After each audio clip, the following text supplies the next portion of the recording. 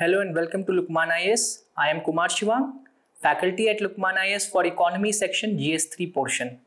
So in the prelims examination 2024, we have seen that UPSC has reverted back to asking a mix of contemporary, conceptual as well as current events.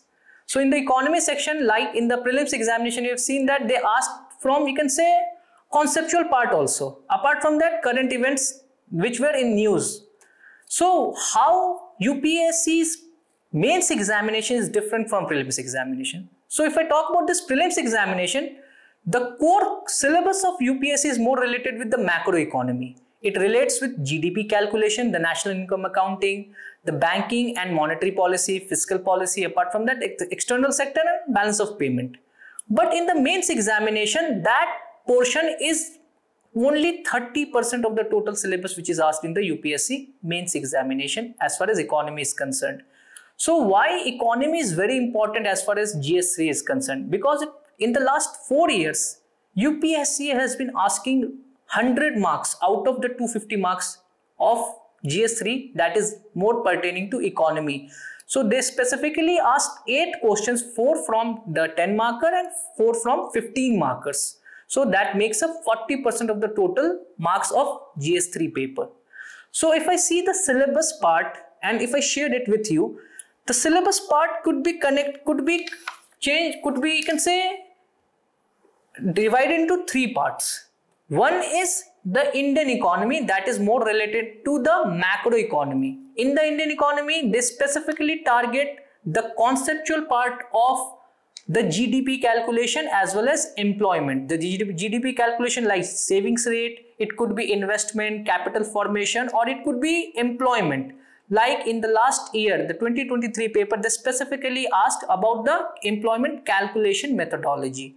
In the second part of the Indian economy part is budgeting and inclusive growth.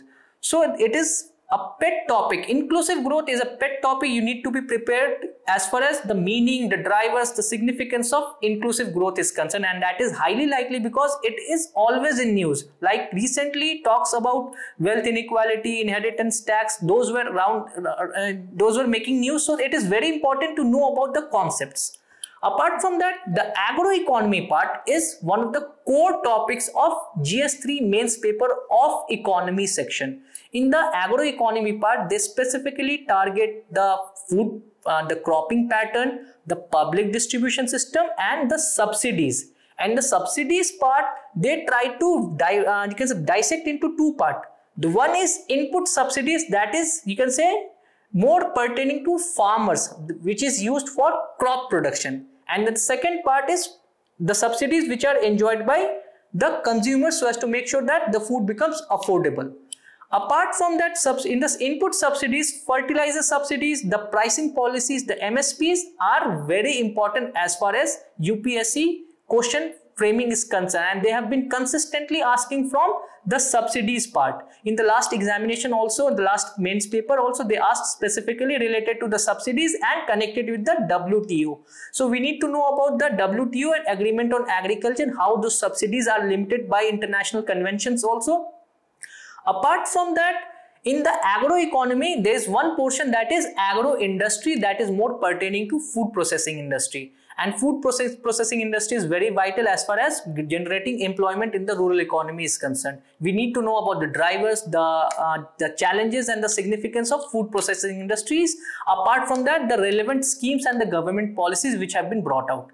Now, the next part, the first is Indian economy, second is agroeconomy, and the third part UPSC tries to ask questions is more related to the infrastructure and investment models. In the infrastructure part, they specifically target 2 things. One is the physical infrastructure, that could be more related to railways, ports, air, road transport, inland water transport, or it could be back-end infrastructure, that could be digital infrastructure, or it could be, you can say, electricity infrastructure and all those things. Apart from that, they also target the energy infrastructure, all because India has committed 500 gigawatt of renewable power sources by 2030. So renewable energy sources, specifically the wind, solar energy, the biofuels as well as green hydrogen, those are some of the core topics which are generally asked.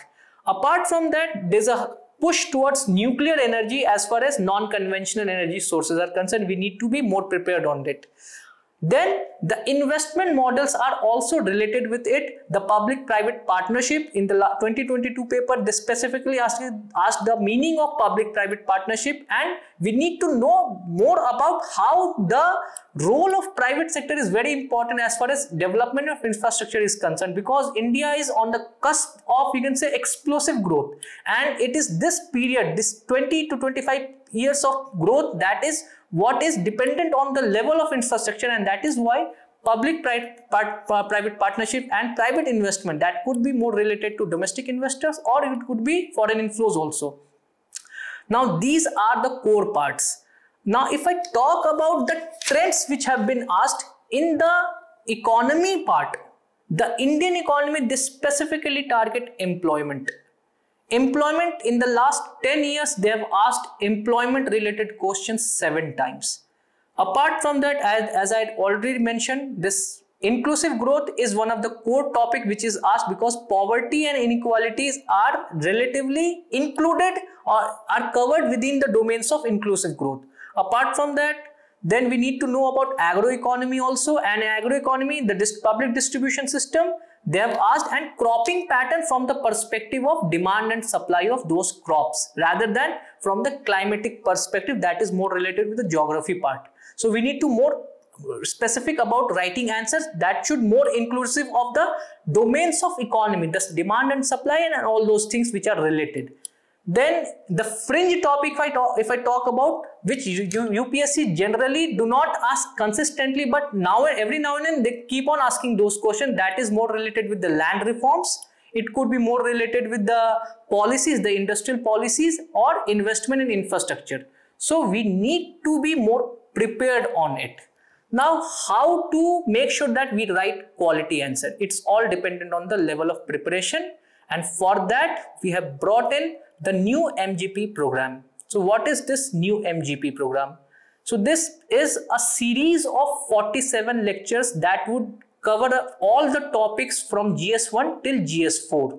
So it would be taken up by the respective faculties, and every session would be preceded with an answer writing session that would include 5 questions inclusive of 1 PYQ, and that would be evaluated in the session itself, and relative discussions on broader themes related to it would also be conducted.